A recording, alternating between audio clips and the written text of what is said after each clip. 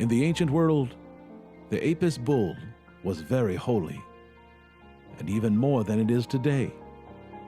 And if we look back 50,000 years, we find it was just as important to prehistoric man as it is to us.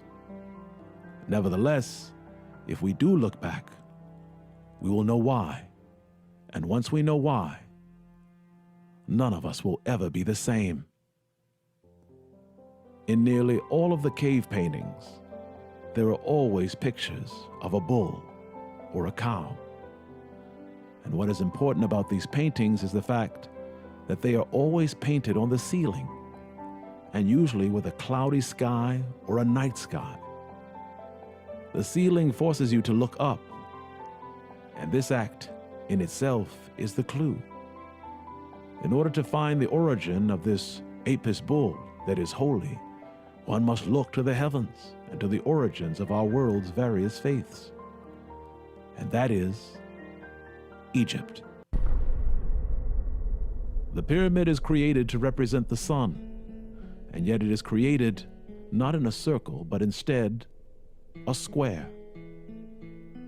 All over the world, every sun monument is created not as a sphere, but as a square.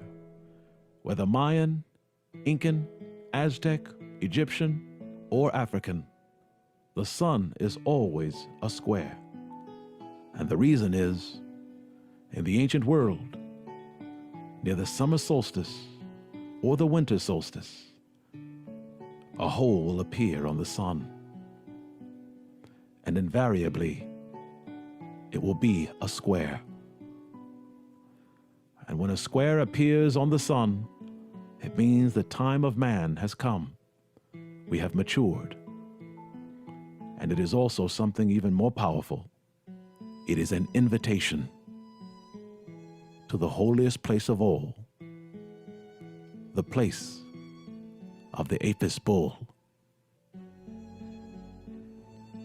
Here is the worship of the Apis bull, and here is the square on the sun. And the knowledge of it all is here.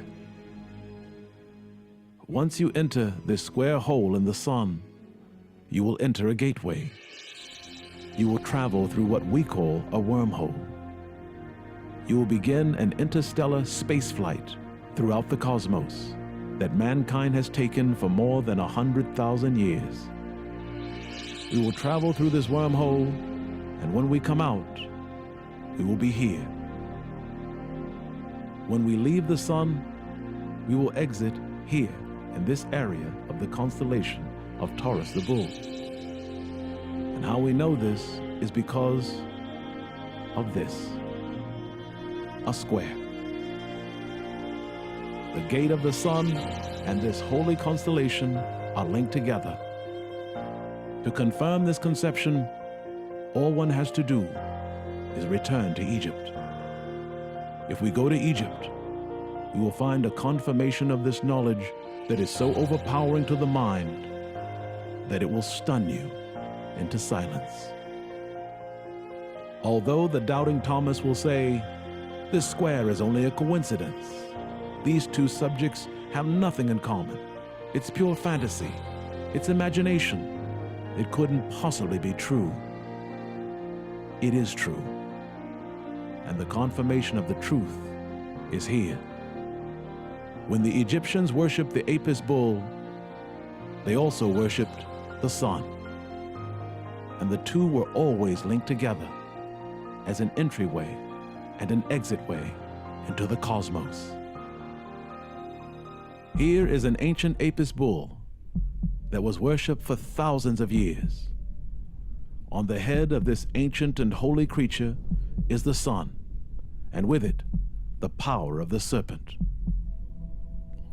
Notice what appears to be a crack or damage at the top of this Apis bull sun monument.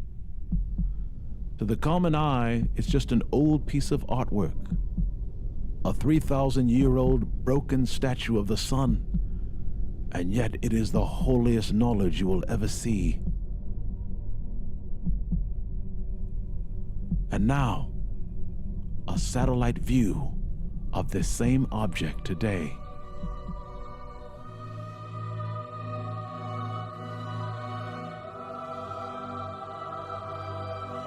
Yes,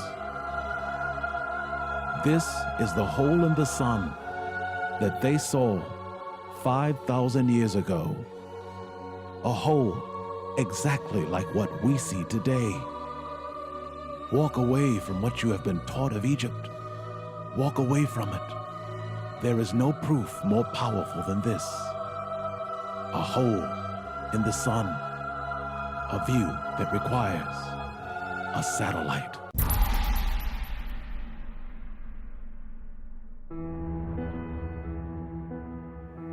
The hope of our future rests with the faithful.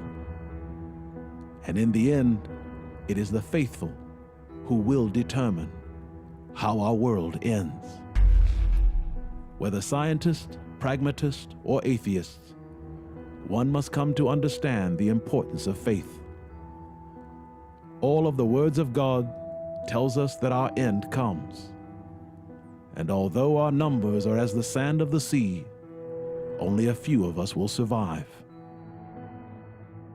The end of the world is a fiery one. And yet all words of God on this earth, they tell us why. And the reason is because we refuse knowledge. And we refuse to accept knowledge.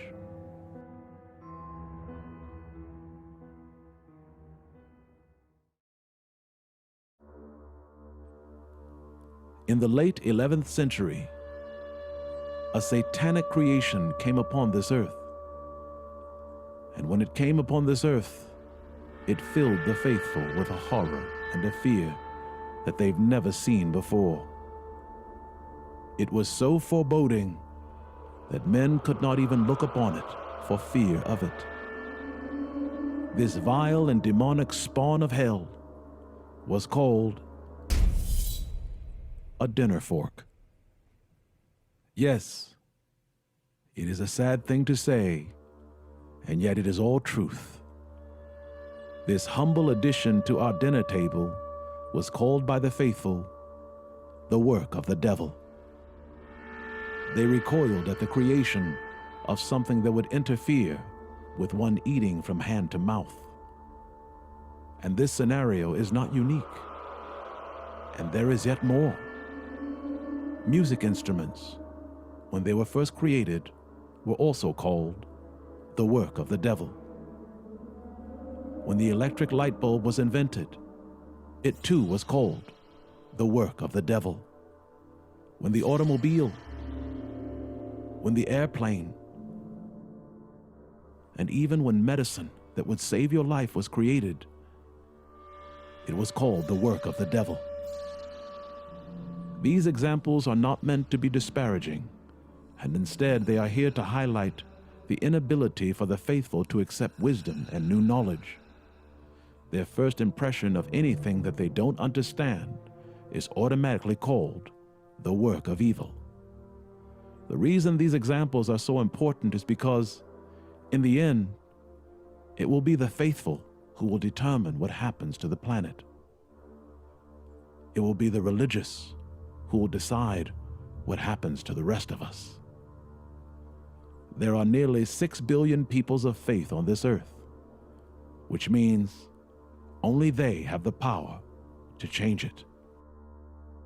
Their numbers alone will tell us what will happen to the rest of us. In the future, new knowledge will come, and it will come with earth changes that will threaten the life of earth. It is then when we will need the Muslim, we will need the Jew, the Christian, and the Hindu, and all peoples of faith, and we will need them, because it will be a time when we must unite.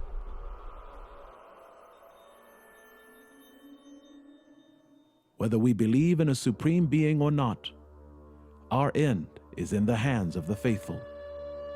They will determine whether we accept the new world or whether we live or die.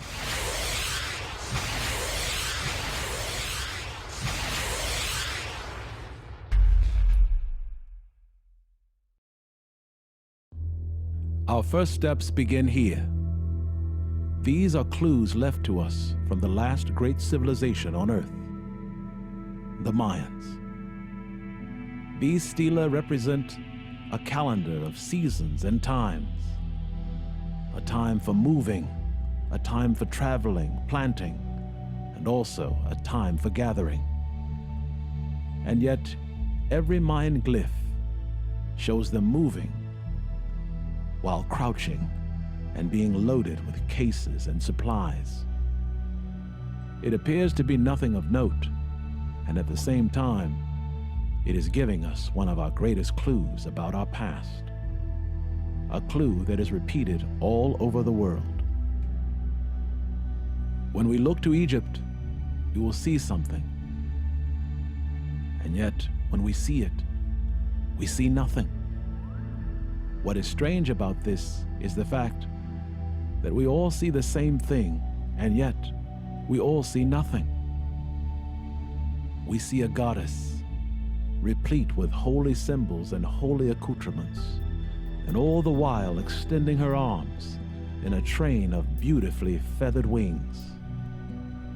This unobtrusive vision of the ancient world and its understanding has evaded man's intellect for thousands of years. The Mayans and the Egyptians both have similar glyphs, and yet there is a clue that each of them share, and that is they both represent traveling, moving, and flying to another place. It is a simple deduction, common understanding, and yet there is glory here. Great, great glory. The Egyptian queen only reveals her feathers in order to indicate flight. And yet, whenever the queen is saying flight, she is always seen being seated. And that is the clue. What bird have you ever seen that flies while sitting down? None. This revealing is what makes this woman a goddess. And this is what makes the ancients better than we. Because the only way to fly while sitting down is here. The serpent with wings. Yes, children of Earth, they could fly 10,000 years before we could. The traveling of the ancients was much as it is today, and today we too fly while sitting down. It is a part of our history and a part of our future, and accepting this as a reality is critical to our survival. The ancient female always represented knowledge, power, wisdom, and she also represented something else: the universe.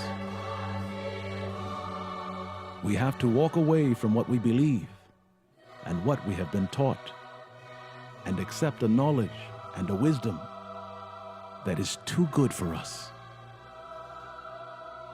A goddess is everywhere in the ancient world, and they always represent understanding, wisdom, and enlightenment.